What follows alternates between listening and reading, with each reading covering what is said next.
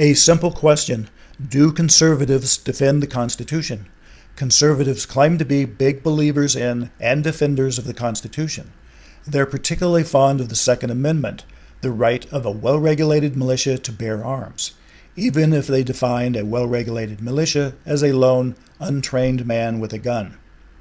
But what are conservatives doing to defend the most fundamental right of the Constitution, the right to vote?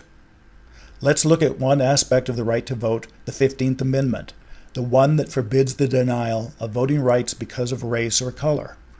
While no one has actually ever tried to take away guns, everyday eligible voters are prevented from voting.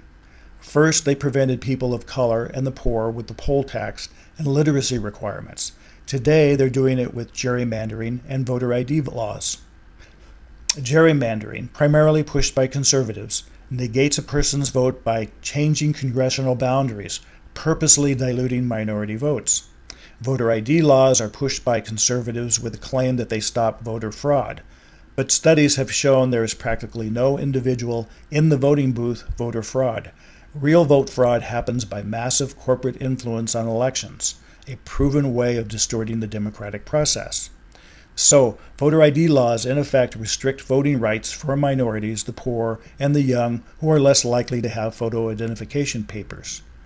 The simple question is, if you call yourself a conservative, a defender of the Constitution, what are you doing to defend voting rights?